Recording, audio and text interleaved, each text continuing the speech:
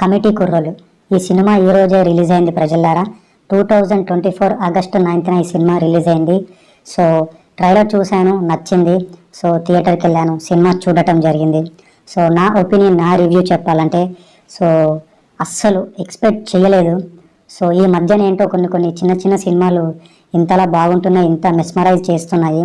So ఈ cinema ఎక్స్ట్రాడినరీగా చాలా అంటే చాలా బాగుంది ప్రజలారా. సో నేను అస్సలు ఎక్స్పెక్ట్ చేయలేదు ఈ రేంజ్లో ఉంటుందని. సో ఒక 50-50 ఎక్స్పెక్టేషన్స్తోనే వెళ్ళాను, ఎందుకంటే ట్రైలర్ బాగుంది, ఒక హోప్తో వెళ్ళాను. సో నాకైతే చాలా అంటే చాలా బాగా నచ్చింది. సో మీకు కూడా నచ్చుతుంది. సో అంతలా బాగున్నది.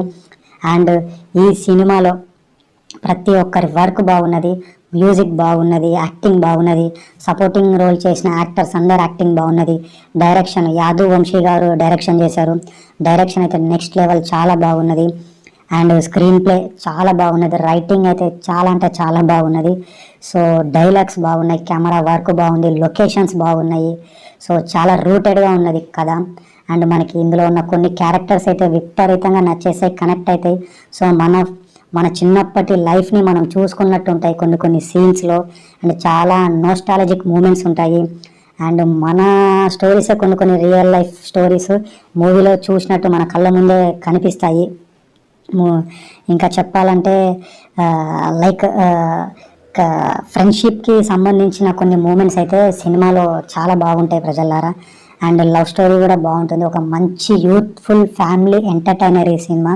సో తప్పకుండా ఈ సినిమాని థియేటర్కి వెళ్ళి చూడండి. సో అందరికీ నచ్చుతున్నది. అండ్ కొన్ని మూమెంట్స్, కొన్ని సీన్స్ ఈ మూవీస్లో చాలా అంటే చాలా కనెక్ట్ అయిపోయాయి నాకైతే. నేను మళ్ళీ సెకండ్ టైం కూడా ఈ సినిమాకి తప్పకుండా థియేటర్లోనే చూస్తాను, వెళ్తాను. మా ఫ్రెండ్స్తో అందరితో వెళ్తాను.